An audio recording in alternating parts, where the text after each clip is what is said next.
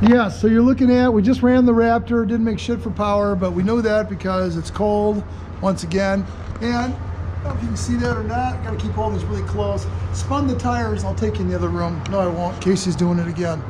So we're gonna run it up again. I still think it's gonna make less than 300, but it's because I'm a complete optimist. There we go. Casey's in the data logging. Come on.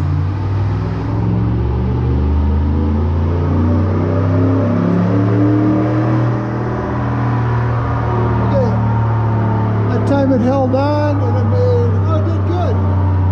322 at the wheels. I take you into the other room, show you. So Casey was saying these things are factory rated at 385. The red run is the last one right here. I only took it to 4,800. Must have a speed limiter, but it made 321 horse, 322 actually at the wheels, and 372 torque. So it's doing good. It's still kind of going up. It'll flatline up around here. Casey's not, he hasn't done the tune yet. So we're gonna do that now and we will see what he can come up with. But I'm gonna watch over his shoulder so you guys get a chance to see what he's doing. Because we all know how much fun he really is. He's not that much fun, but don't tell him.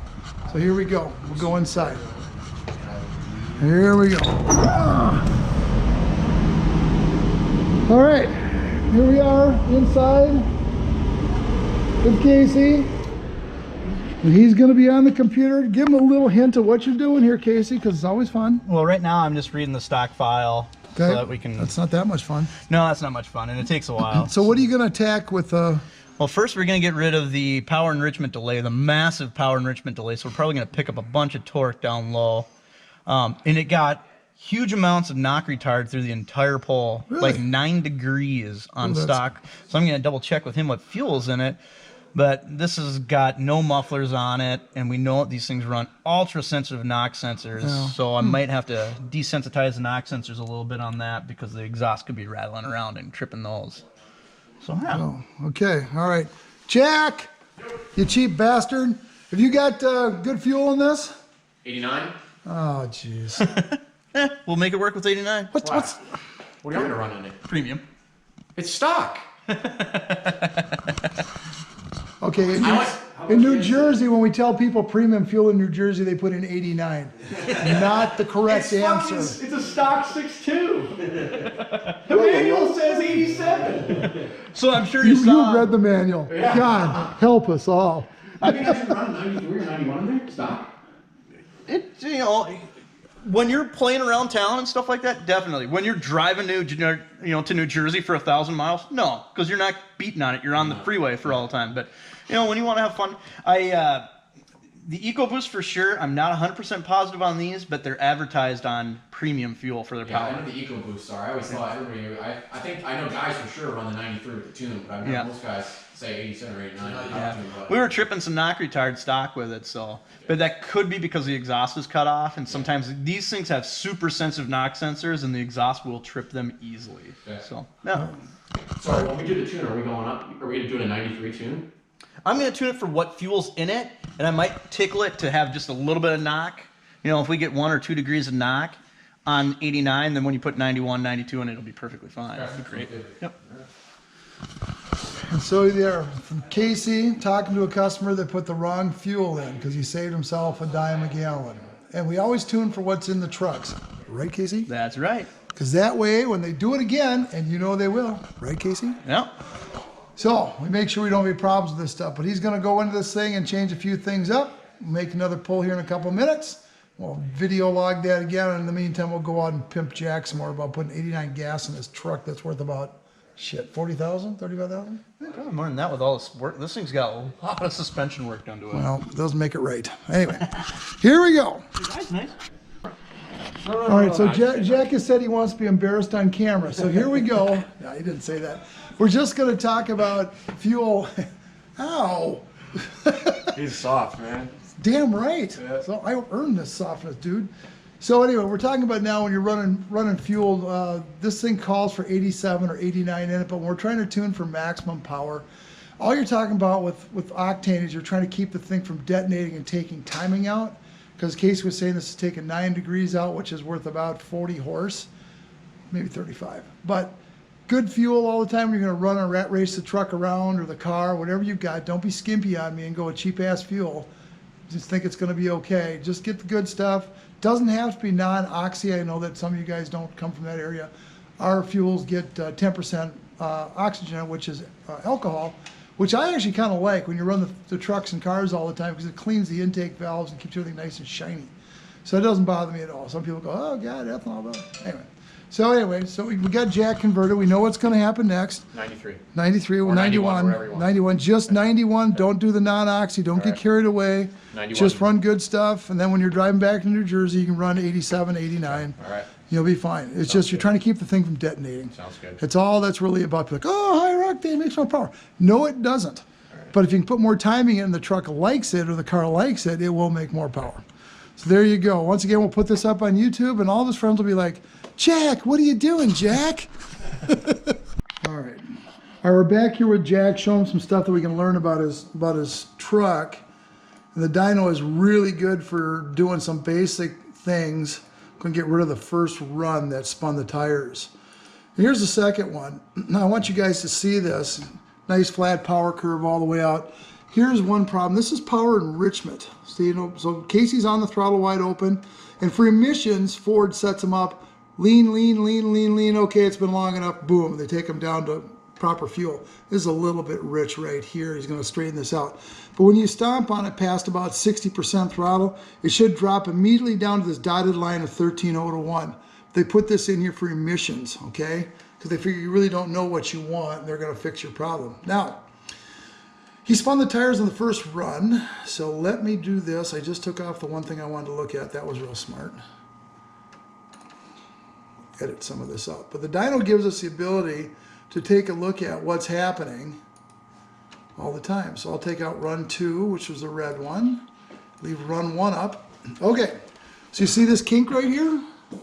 This is where it spun the tires. When it came into power mode and it had fuel, it was cold enough on the tires that it spun and the power went down rather than going up. So the way I can see that that happens is we put right over here on the side where it says air fuel. I change that to gear ratio. See this? This gear ratio should come down and stay flat. As it spins the tires, it goes up and changes the gear ratio. Now when we look at run number 2, which did not spin the tires, see the line stay straight right here? Flat. And there you go. Gotcha. That's why it's a great tuning tool. Everybody gets hung up on the power numbers, but it's really a great tuning tool for seeing what's going on. So there you go. Another lesson. It's called free. Doesn't cost you anything, guys. For today, but I guess Yeah, keep on. We're not done with. I didn't either. Not done with you yet, Jack. Be ready. They hooked up a bunch of monitors to some turd car and drove out on a California freeway. And they monitored the acceleration rate, the constant speed, and the slowdown of him driving through traffic. And it basically forms a line. As you can imagine, the line could be a constant speed of 55 and accelerates to 70, slows down to 30, comes to a stop at 0, accelerates again as this individual is driving through traffic. The fuel economy test is a trace of that line. So as you can imagine, when it's on a dyno doing a test for fuel economy, the person has to operate, and they follow this line, the same line that this individual set this test up with back in 1974. The manufacturers have figured out that, okay, this heavy truck, in order to accelerate from 30 to 70, which this guy did in this traffic, takes 8 seconds, let's say. Well, if we put a power enrichment delay of 8 seconds, we're going to do really good for fuel on that. And then after the 8 seconds, it can dump fuel and do that. So that's what this has. It looks like it was about 8-second delay. Maybe it wasn't quite that long. Casey's talking about the About 1974. 4 seconds. 4-second delay. So. The 1974 fuel emissions, whatever, economy test, whatever it was. Remember we did that down in that dickhead down at Mankato. They also do it with a bag too, so they bag everything and they measure all the emissions on that test. Yeah. Now the emissions we're not going to touch with because you have emissions. Yeah, they test it back home. Yep. So we're going to keep all the all the sensors are still going to be functional, everything like this, and this has nothing to do with emissions. This was just strictly the fuel economy test, so you'll have no issues with emissions on that. Casey, tell the people which tables you're going to work with so they can do it at home when they've got their own tuning software. Well, the biggest one I'm doing is the enrichment delay, getting rid of that, getting it work on, there's about 10 spark tables on this, and I can data log which one we're using the most at wide open throttle. Usually it's the optimum spark table. And we'll tweak the spark table to get rid of some of the knock, smooth that out. There's some other power limiting things for the torque reduction and stuff like that I was telling Kyle about, where they try to limit the calculated torque, and so the throttle plate will start coming back. The other thing these things do from the factory is they don't allow the max throttle angle is 90 degrees. So you can imagine 90 degrees, that's wide open, right? Yep. They don't allow 90-degree throttle angle until about 3,500 RPM. Oh. So that's one of the other things we'll fix. And then you're going to have throttle position then for going into enrichment mode? Yeah, I brought that down to 65% from 90%. Okay. You know, on cars I'll go a little bit lower, but this thing, you know, the last thing you want is when he's lugging through a hill, trying to get good fuel economy, for it to constantly be going into power enrichment because we have it set too low. So I think 65% is a good happy number for these things. Okay. Yeah. Well, good. There we go. We'll talk about those tables a little bit later, and I'll cut this video up. I got a big thing where the camera was running all the time, so we'll get to work on that. Casey's about ready to load everything up. We were using HP tuners on this one, so you can just get your credits from those folks and then plug in, get the software, and let it rip. Get a cable, and you guys can have some fun with this. This can be done on the street. I don't advocate that at all, because you're going to be looking at your computer while you're driving, but you can data log also and then stop and look backwards. But most people don't do that, and then they try to text at the same time while they're data logging, and they have a cocktail, and that's not a good idea. So here's my safety tip for the day. Here we go, Scotty. Scotty's back. Here we go. Another run with Casey.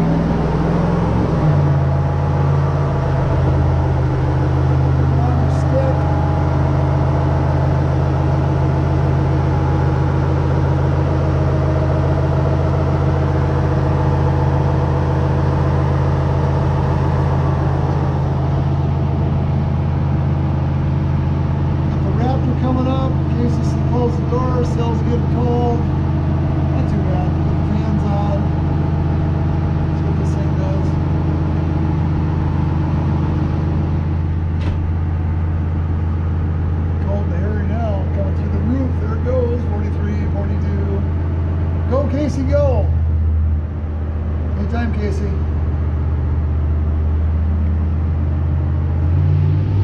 we go.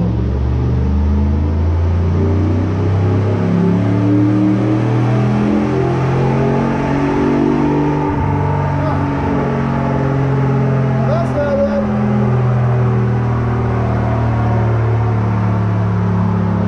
Went higher, picked up some power because it carried further, but look at the bottom. Oops, wait a minute, I got the, hang on, I'll change this over. Looked to me like the air fuel didn't drop off. Go right back at the same stuff. Yep, I'm gonna go back into it. Air fuel ratio, none. Move this down. Do it again. Air fuel. Yeah, so you can see here's the red line. Air fuel not dropping out. He picked up another 9 horse, but it's still really lean when he rolls in the throttle. Looks like he's back at it again. Didn't go into power enrichment until 5,700. Loser. I just want to make sure it works. John's going home early. There he goes, guys. See you, John. All right, here we go, Casey. We should go ask him. We're going to pimp him when he comes out about having the fuel enrichment wrong. He had to do it backwards. I know he did. Here we go, trying to get rid of fuel enrichment with the old Raptor. You notice it gets me. Nope, still doing it. He's not in. Now he's going to get that Casey look on his face. You know, why would happen? You can see him. Still, I don't know what he's doing. It won't drop out of stoic. Yeah. This is going to be awesome. So you'll notice when he rolls in the throttle, we're going to have some fun with Casey now, which is not that easy to do because usually doesn't have something go wrong ever. It's taking down to idle now, but it won't go out of that stoic 15.0, 15.2, 15.3. Now he's going to come out. Let's go in and ask him. This is always fun. Jack, you ask him, what are you doing to my fucking shot? go.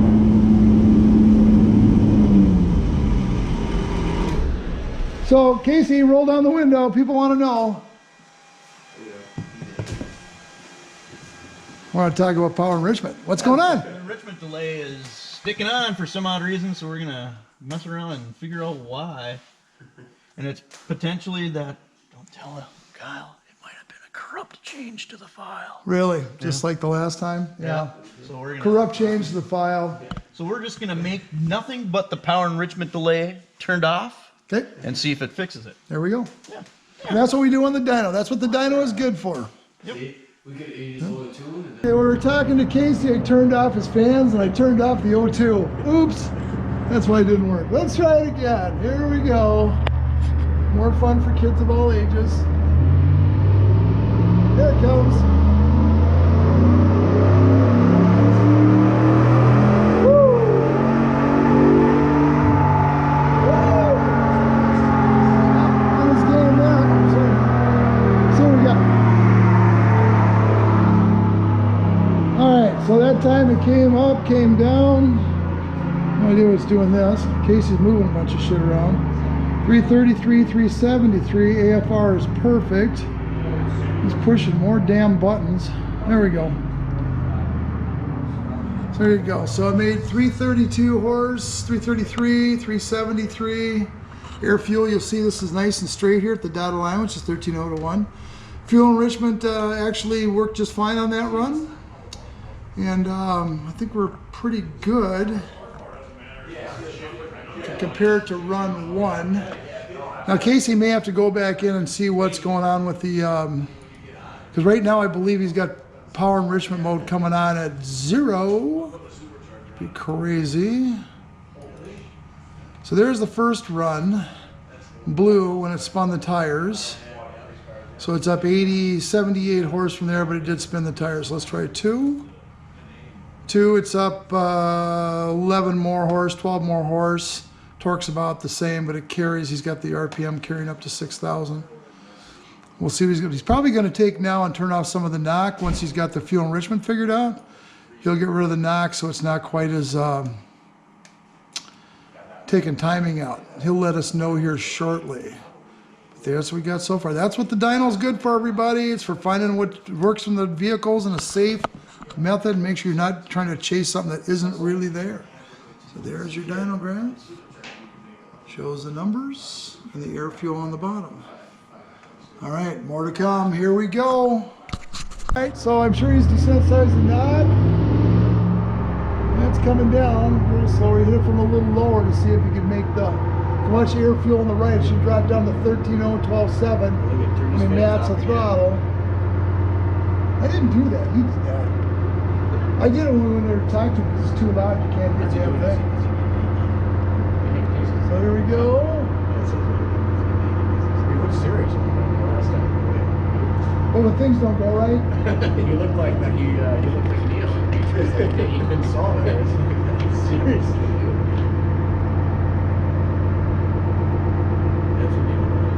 So we'll see if this time if he desensitizes the knock sensor, see if it picks up any torque down low. It's actually doing pretty good. What is it rated for torque? Oh, here we go.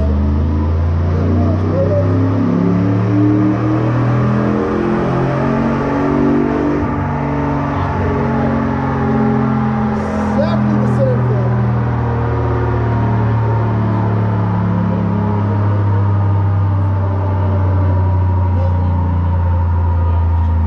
No changes in that one, so we'll see what he's up to.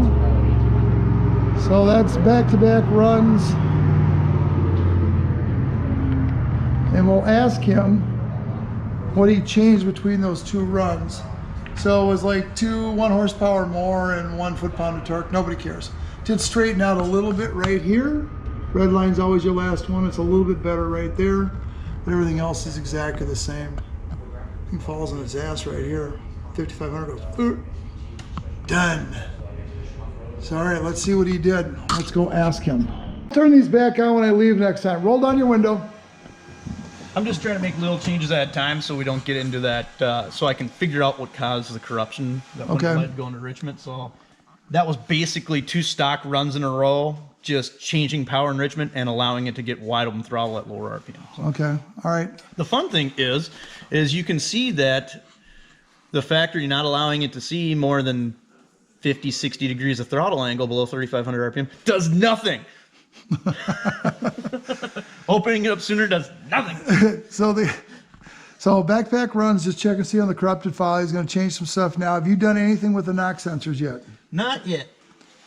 Okay, it's actually performing pretty well. Yeah, it's getting pretty decent. I mean, it likes fuel, that's for sure. Falls on its face above 5,500. Well, they do.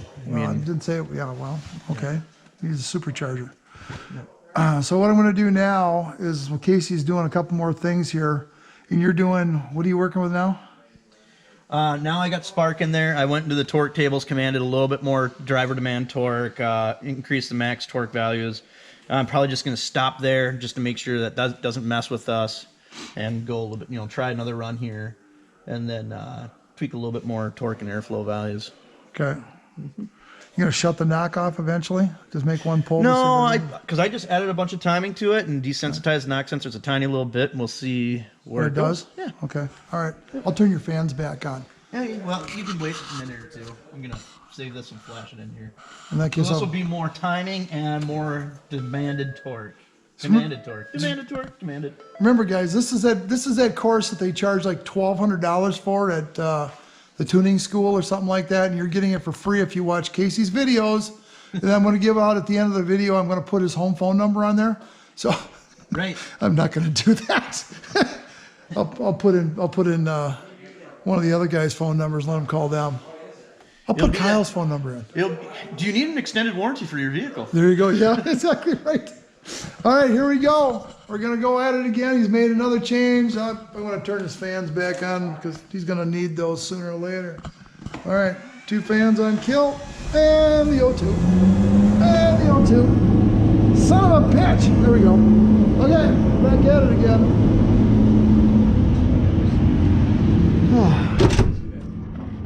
All right, here we go. We're back inside where it's warm. Let's see if Casey found it again. This is run number 6, I think. Yeah. It's coming down now. Whatever it was, he's back on it again. Air fuel. This is the longest I've seen Casey go on one of these things. Really? Yeah. I think I'm a bad omen because we did a supercharged Mustang to see. Goes.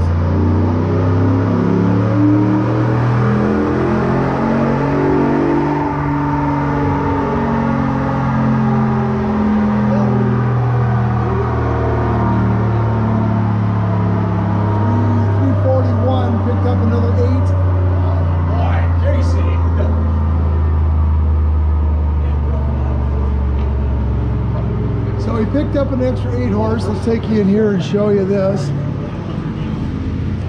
He's getting the curves figured out, straightened everything out. See how it's starting to get nice and round here. It doesn't have any sharp edges. Air fuel now is going to enrichment mode, 13.0 to 1. That was 341.5 at the wheels, 376 torque. Good curve on this thing. I think he's going to want to try to cool it down. It doesn't take long when it's like 10 degrees outside. And make that 350 number for the guy. And then just to make everybody feel good, I'll put up the last Raptor that Casey did here about a week or so ago with a supercharger on it, and we'll compare the two for power. Show the guy what he's going to do next. He's Casey, he's back, he's forth, he's back, he's forth. He's not sure. See the little thing, he's just going crazy on this. Okay, not 1, that's where I spun the tires, dumbass. There we go. You'll look at it anyhow. You can't look at that one, Casey. Come on. He's going to go to run 2. See, he puts this cursor thing on here, drives me nuts. There's run 2. So he's up 20 horse at the wheels from the other good run. He's only up 3 foot-pounds of torque. It's clean now. It goes into power enrichment mode. So he's just going to look at this. He's probably going to take and add another couple degrees, see if it likes it, or just probably check a knock retard next.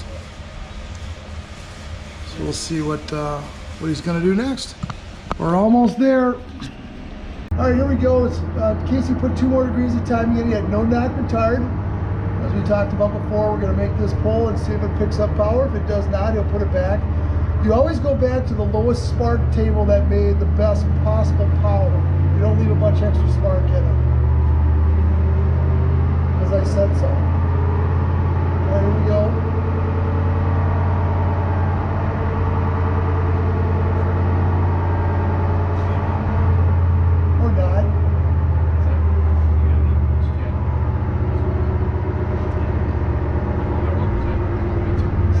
Remember, Casey is data logging all this, and that's just basically recording the run so we can play it back at slow time and take a look at it, make sure there's no problems with fuel injection. There we go. Close it.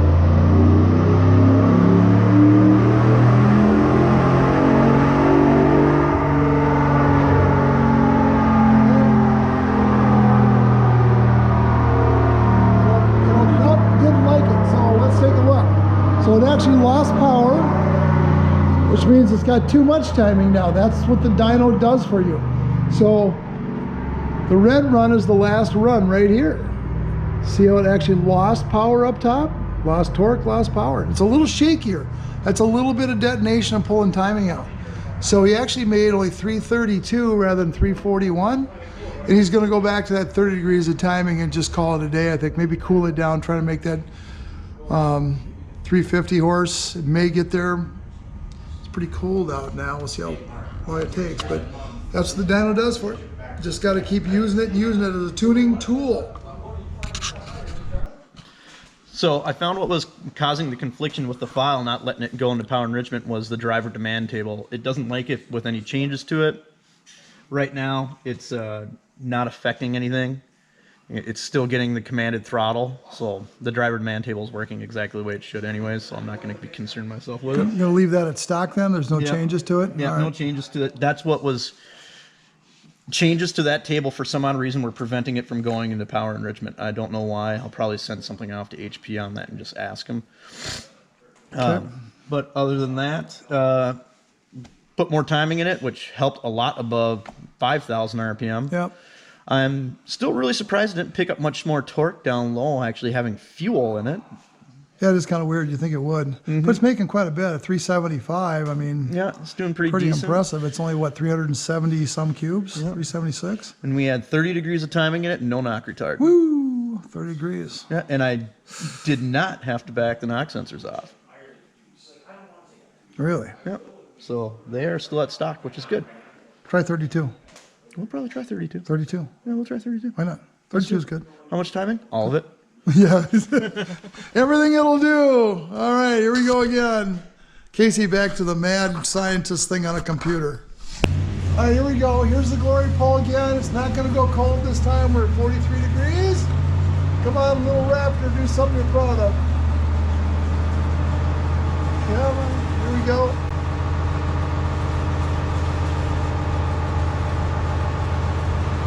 That's the magic birdie. Eventually.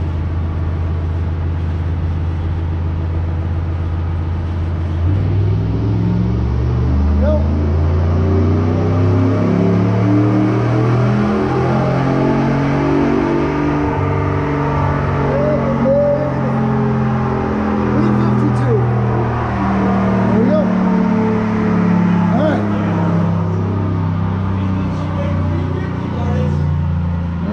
So he made 352 horse, 391 torque. I love the torque. Let's get rid of a couple of them here. Get rid of that goddamn cursor. Jeez, I hate it when he does that. All right, so here we go. Let's take a good look. If it lets me, we'll take a good look. Shit. It's gonna fly. You're the last. Blue. All right, so there's the final run right there. We'll move this in the middle. And we'll take this down. The air feels beautiful. And there we go. Now, print this out the customer. You can see right there. Max torque is up to about 44, 4,500. Nice curve right here. Engine runs out of room right here. The manifolds are bad or something goes on, but at 5,500 it rolls on its face. All right, so we're gonna print this up for the guy and I'll show you the difference between the beginning and the end.